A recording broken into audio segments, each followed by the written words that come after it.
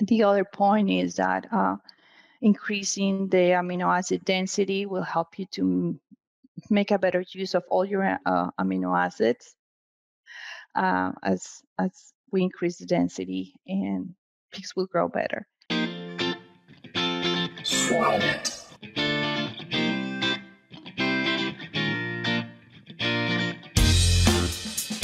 Hello, everyone. I'm Laura Greiner, your host for today's Swine It podcast.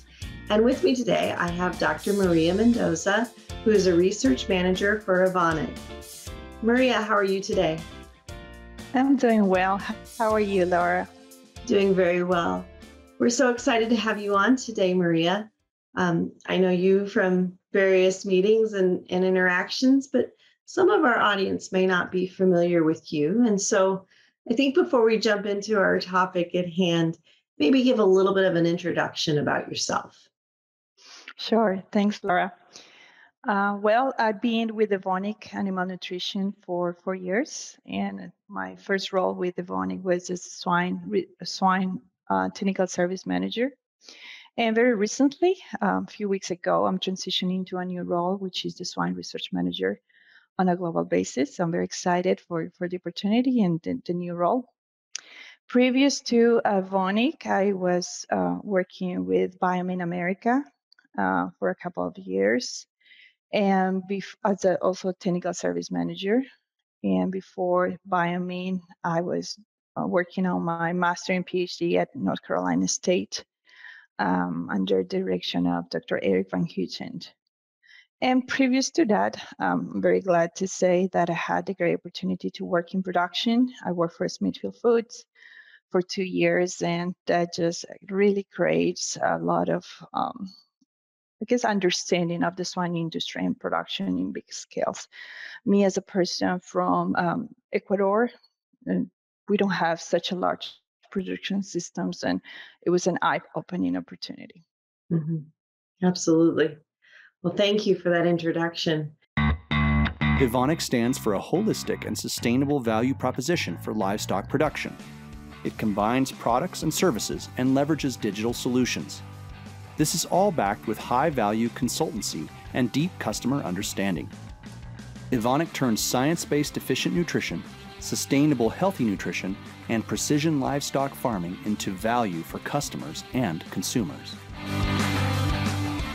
And so being from North Carolina or living in that area for a period of time and currently knowing what's going on, at least here in the US, is we're in summer, and I know North Carolina gets really hot in the summer, and certainly here in the Midwest, we're getting notifications that another heat wave is coming next week. And so it always brings up those questions around what do we do or what can we do to help mitigate heat stress for animals? And so let's really kind of jump in there and let's talk a little bit about heat stress. Well, yes, some of the suggestions that we have in Evonik that we have worked on and looking for not just improving in performance, but also being economical feasible, is diet modification. And one of the recommendations that we have is increasing the amino acid density in the diet, because we know that during heat stress, especially older pigs or heavier pigs, will be more sensitive to heat stress, and they will drop feed intake. And this can depend in the age of the animal, the body weight, and also how hot is in the barn, right? Mm-hmm. And this is not something like is a number that you have. We recommend 10, 20, or percentage of increasement in amino acid density, but it's really related to the particular production system. So if the producer already know or he expects a drop in feed intake of 10% or 20%, so this will be the recommendation that we suggest. So if you expect a 10% reduction in feed intake, it will be ideal that you could increase the amino acid density by 10%, because this will help to compensate for those lack of nutrient, and so the pig can still gain muscle and grow. Mm-hmm. So, Maria, one of the things that pops into my head that I think we have this question all the time, is it total crude protein that we want to reduce, or is it, you know, increase lysine by that amount, or how do we balance the crude protein and the specific amino acids when feed intake goes down? Yeah, well, this is an important question because, well, we know that if we can increase the amino acid density, the pigs will perform better, right? And we have two choices: either we increase soybean meal or a source of ingredient with higher crude protein, right? Or we use synthetic amino acids. And while both could work, there's still an advantage of using synthetic amino acids rather than crude protein, because of the main reason will be that as we know, crude protein, when animals use it, they have to produce heat, and during the summer that doesn't really help. So we try to create diets that can help the animal not to produce as much metabolic heat and at the same time have enough of the amino acids. And when you reduce the crude protein in the diet, you actually open up more space for net energy, which is the ideal. Um, as we know today, we are struggling with energy in diet formulation because of the prices, and that just open up more space for energy, and that can is I think dual benefits, amino acids and energy at the same time. Mhm. Yeah, I think you bring up another really good point is what do we do with energy today? Do you have any suggestions on things, ingredients that we should be considering for an energy component when maybe fat isn't readily available? Are there other options to be thinking about? Well, that's a hard question. I think everybody's scratching their heads. We're trying to, I think, we have ingredients. I mean, corn, DDGS that we typically use to balance the diets, and are in the US really the main contributors of energy in our diets. And we don't have that many choices. And I think more than maybe looking for other ingredients, because there is not, is knowing the value of energy in these ingredients. There is perhaps still few people that are maybe dragging their feet to move from metabolizable energy to net energy. And I think this is the right time. If they were dragging their feet to do it, I think there is no really more time to not do it. And well, and I think there is within some of the ingredients, I would say there's more variability. Like DDGS, we know it has more variability than corn. And in this case, I think what we recommend or encourage people is to analyze their ingredients to have a more control of their suppliers and classify their suppliers, but who is providing me what, so I can formulate the diets more accurate. For which I think NIR can be a great tool. Um, it's um, it's so rapid that you have your results within 2-3 minutes. And, I think even just by classifying your suppliers, that is a huge advantage. It gives you a lot of power in diet formulation. And there is really today no space to waste money. And this is a good opportunity to be more accurate in entering the right nutrient and energy loadings to the ingredients when we formulate diets. Mhm. I agree. One of the conversations we've had recently is kind of focused around energy value and assigning value. So I think it's maybe a good conversation. And if this is something that you're not an expert in, don't worry about it. I'm just kind of picking people's brains as I talk. But we have a conversation around what energy value do we assign soybean meal and how does it relate relative to corn, and kind of forecasting forward, if you will. The discussions that we're having today, where soybean meal might actually be more readily available in the next 2 years, if we listen to some of our financial forecasters. How do you view soybean meal in terms of energy relative to corn? Yeah, this is a hot topic right now. And there is some research suggesting that the energy value of soybean meal is higher than first the NRC 2012, and even some data showing that could be even higher than corn. This was very interesting, and I think everybody was trying to understand what was happening. And I think that well, it could be that it has more value, more energy value than the NRC says. I think there is still more research to validate those numbers, and the fact that it's quite spread. Um, I mean, we're talking about 100% energy value compared to corn, or 120%, or 80%, or 85. So that is such a big range that I think we need to study more those numbers.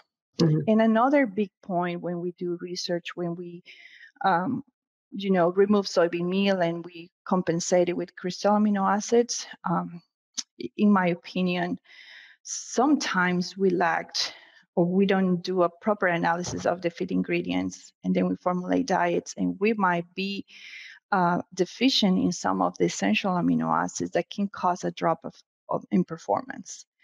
And this is something that in Evonik we have been studying a lot, and happens sometimes that when we reformulate the diets, we notice that there was potentially some deficiency in the essential amino acids and also non-essential amino acids. So I think that formulating diets low in crude protein or reducing the level of crude protein is still advantageous for the pigs.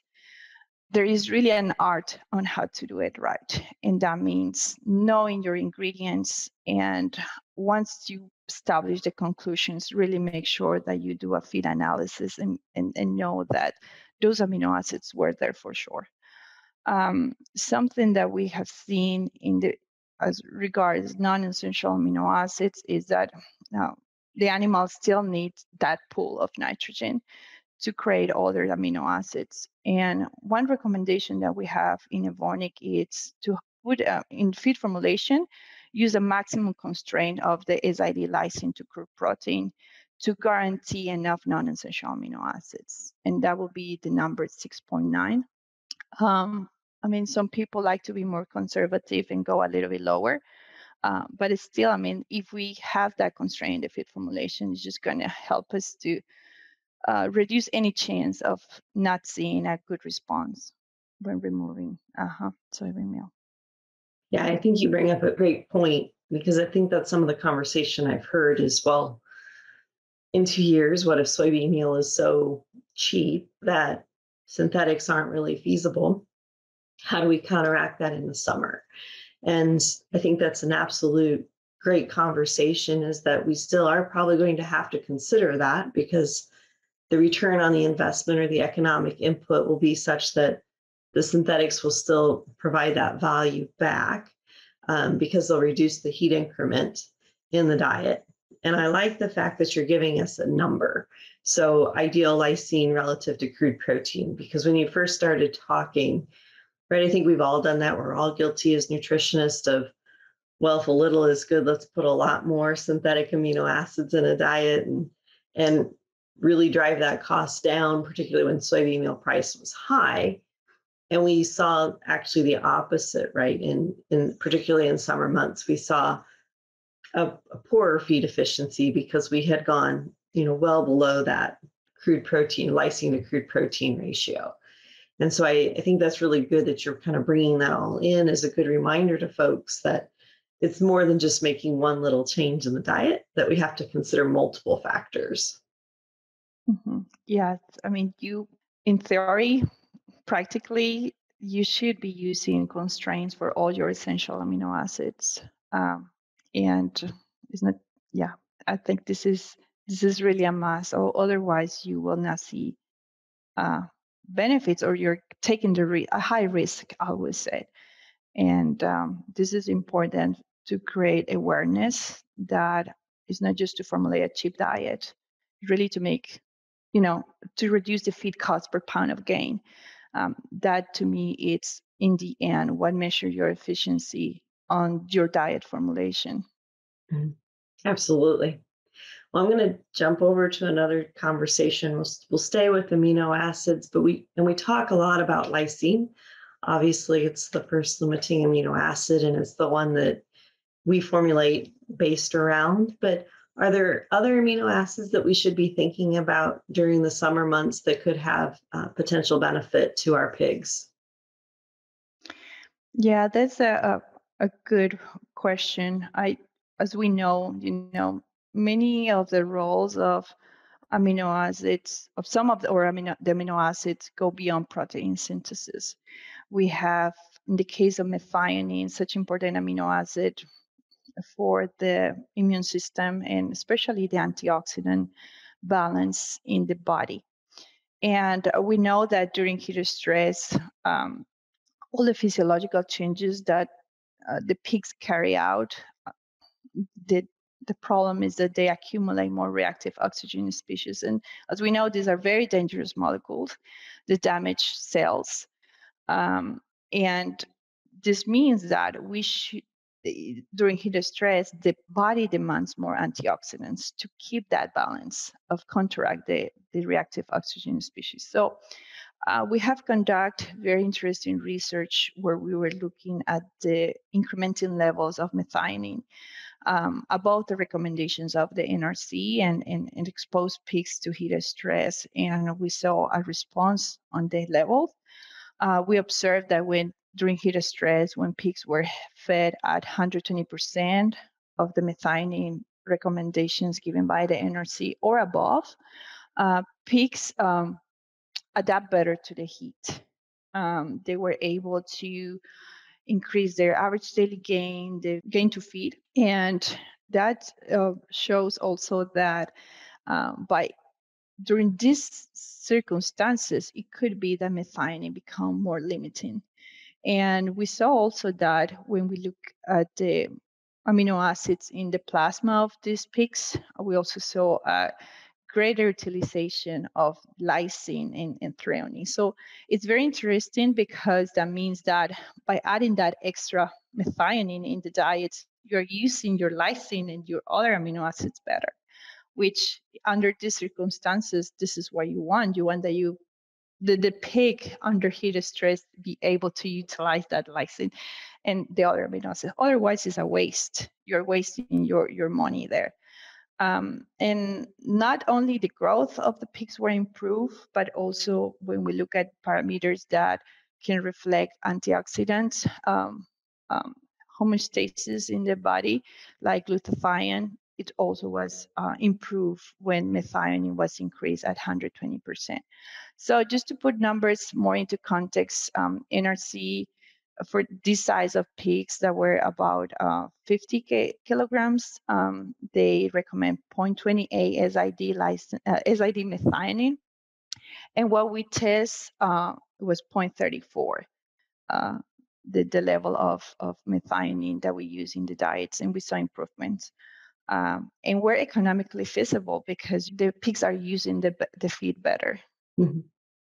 So just to be clear, is that then we just want to be focusing on how much methionine we're putting in the diet, or do you still put that relative to lysine? You can still do it relative to lysine. I think this is more practical for feed formulation. And yeah, we can convert those numbers to the methionine to lysine ratio or N plus C. Okay, yeah. So we can take some time and we can look through our literature and look through our NRC and kind of come up with those numbers. But that's what I was curious about particularly when you're talking about how it improves the efficiency of lysine and tryptophan by increasing methionine, then I would assume we still want to keep some type of ratio relative to at least to lysine, if not maybe even consider maybe there's a tryptophan to methionine ratio that we may need to be thinking along down the road too. I think it makes more sense to put it on those units because this is how we formulate diets. Mm-hmm. Mm-hmm. And so the other thing that came to my mind was tryptophan. Many individuals recommend an increase in tryptophan to lysine ratio in the summer months as well, right? To improve feed intake, because that would be our ultimate goal with that. What are your recommendations or thoughts on tryptophan today? Yeah, tryptophan is very important to keep the feed intake. Our recommendations right now, it's about 0.22 tryptophan to lysine ratio. And this also have been shown that, well, the role of tryptophan is also it has shown that it can increase ghrelin production and the feed intake increase as you increase tryptophan. So I think this is something that we should consider also during the summer. And while, heat stress is a different challenge compared to an enteric challenge, but we can somehow compare it as a challenge where the immune system is more active or there is other demands by the body.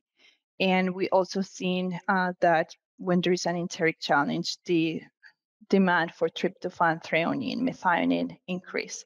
So I think it makes sense to consider those ratios, especially methionine and tryptophan, higher during the summer. Yes, I think you bring up a really good point.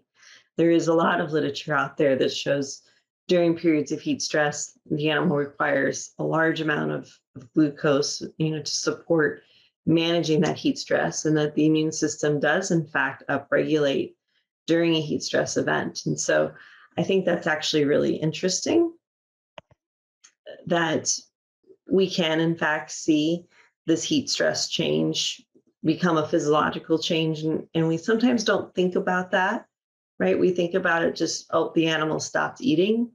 But we need to go further and think about, well, no, there's all kinds of activities, as you've discussed in this presentation, about the fact that we have all these internal things going on that we have to be able to support that pig for.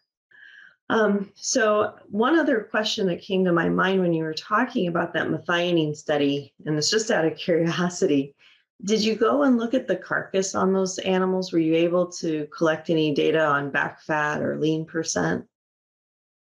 We did.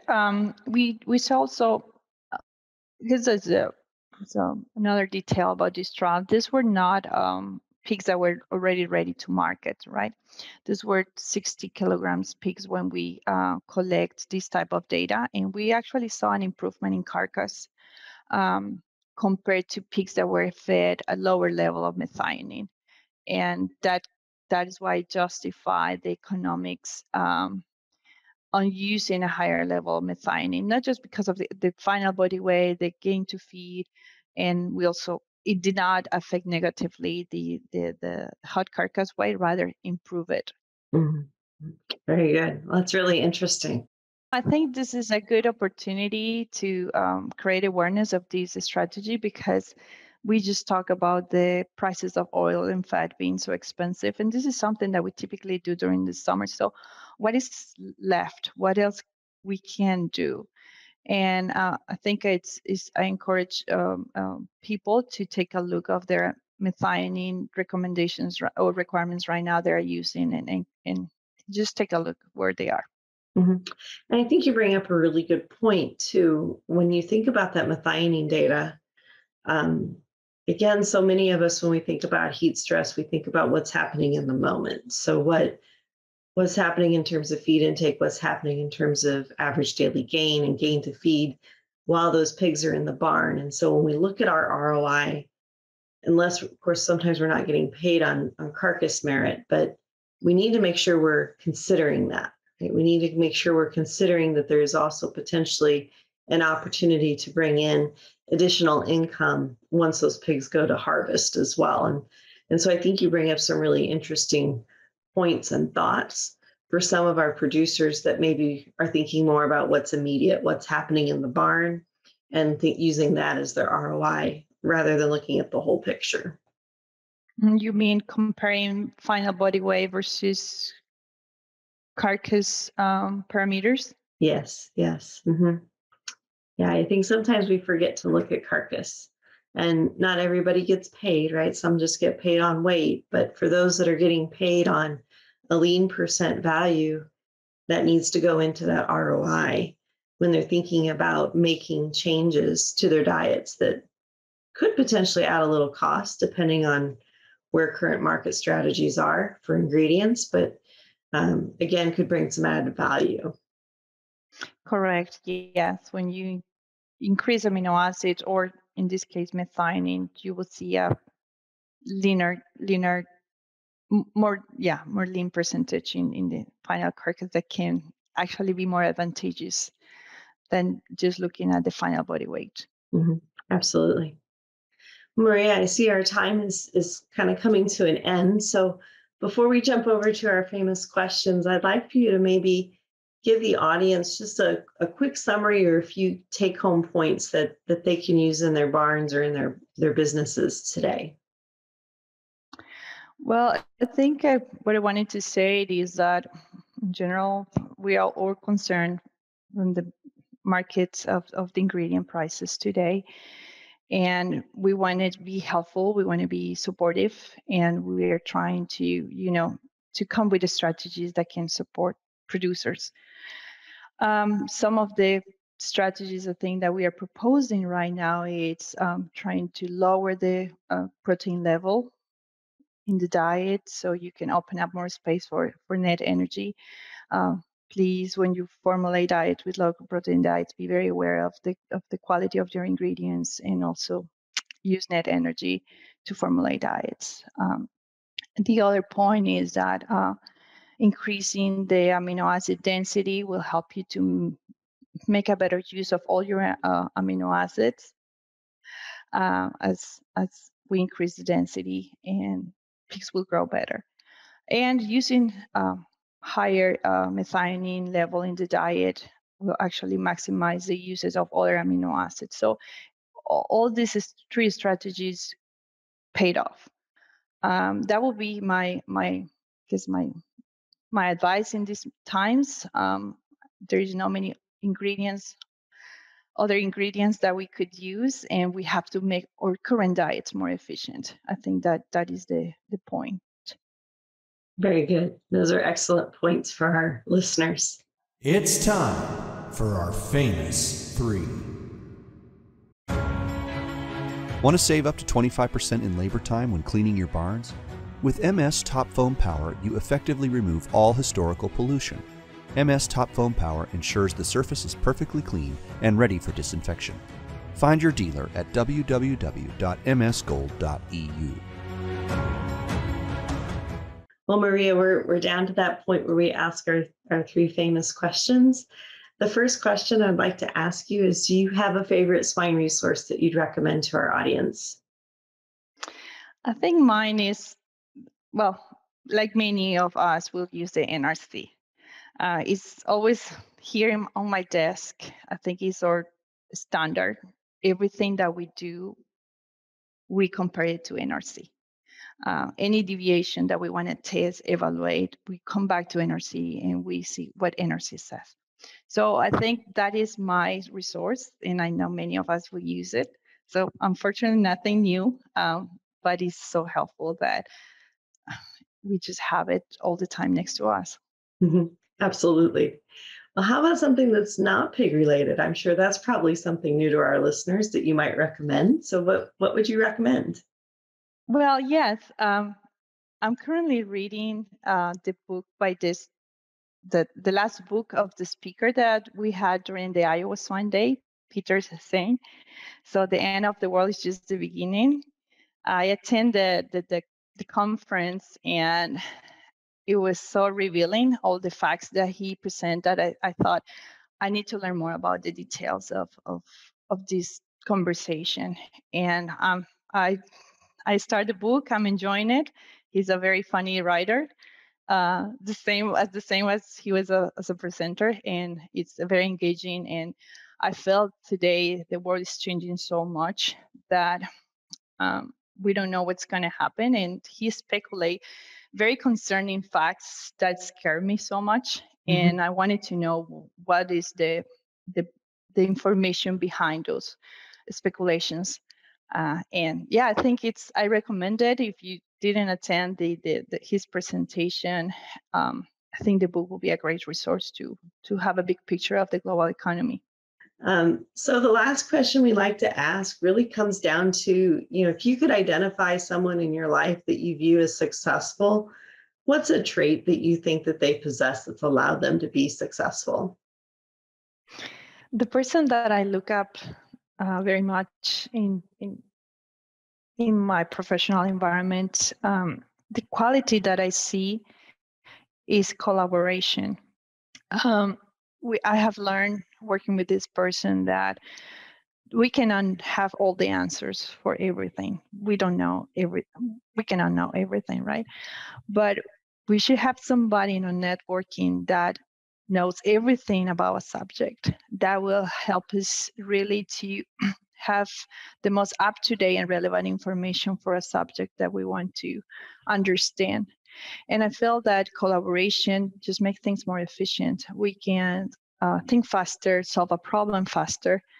And I also feel that people who likes to collaborate, they also likes to teach. And to me, that's very meaningful. It's just so good to work with people who love to teach. They share and provide information, and I think this is something that I appreciate and I value, and I like also to do, because that set the stage for a long-term relationship full of trust, and you trust the information, and you trust the knowledge, and it helps you to grow and appreciate that relationship and just keep building more of that. Mm-hmm. I think that's an excellent trait. And it's certainly one we haven't heard much on this podcast. And so I thank you for sharing that one with the audience. I agree. I think that's a wonderful trait to have as an individual. So again, Maria, we do want to thank you for your time today. We greatly appreciate your insight on amino acids and heat stress. Some very valuable information and some different ways of thinking about maybe some ratios beyond lysine and crude protein in managing that heat stress. Again, for our audience, this is Dr. Maria Mendoza with Evonik. And Maria, again, thank you for your time. Thanks to you guys for the opportunity. I enjoy talking to you. Thank you. Have a great day. Have a good one too. Bye.